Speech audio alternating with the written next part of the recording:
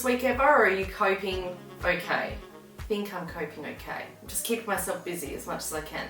So, what are we talking about today? Well, today we're going to jump into the technical aspects of taking photos. So, we're going to talk about depth of field.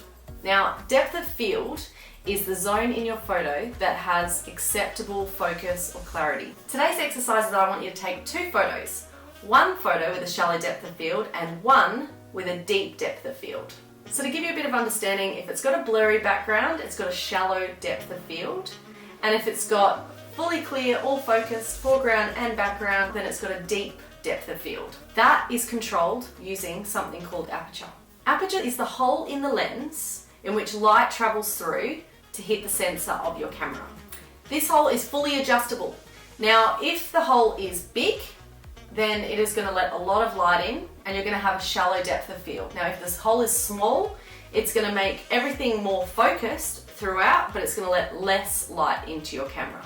Obviously, if you've got a proper camera today, you're going to be able to play with this in a little bit more depth, but you can still do this on a smartphone with the setting called portrait mode, which I think is on all devices. I'm an iPhone gal, so correct me if I'm wrong.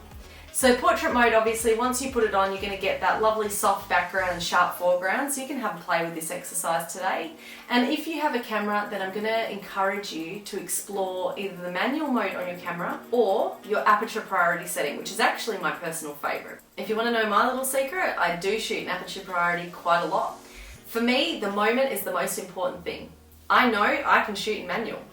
I have learned everything about film cameras, normal cameras and beyond. Like, I understand the equipment, but I also understand that things move fast, especially in my line of work, and I want to make sure that I'm documenting that perfect moment. So I will prioritize making sure the technical aspect is just going to work for me and looking for those moments. So don't feel ashamed if you're shooting in auto mode or aperture priority or shutter speed priority or whatever that you need to do and not using manual, because again, it's not about the equipment. It's not about the technical aspects all of the time. More often than not, it's about the moment.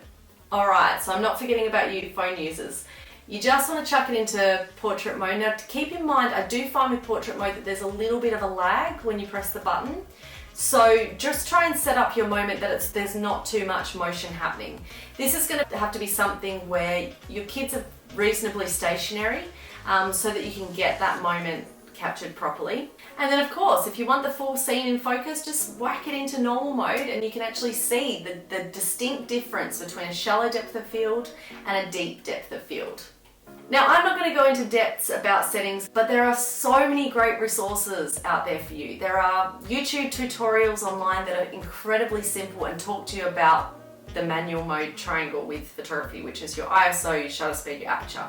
So if you're wanting to dive into that manual mode setting, I'm not the guy, but you will definitely find so many resources. And my amazing girl Melissa over at Perth Motherhood, she's actually made a guide for you to learn exactly how to use your cameras. So go on over, support her business, buy her guide. I know when she first started, she was offering mentoring with that as well. So if that's something you're interested in, go and contact her because she is fantastic. So as always, guys, make sure that you're tagging me in the photos that you're creating at #AuntEPhotoChallenge. And I'm really looking forward to interacting with you guys and answering any of your questions that you have about this challenge today. This is a challenging one, a challenging challenge. But I think that this is going to be a really great exercise for you to understand the technical aspects.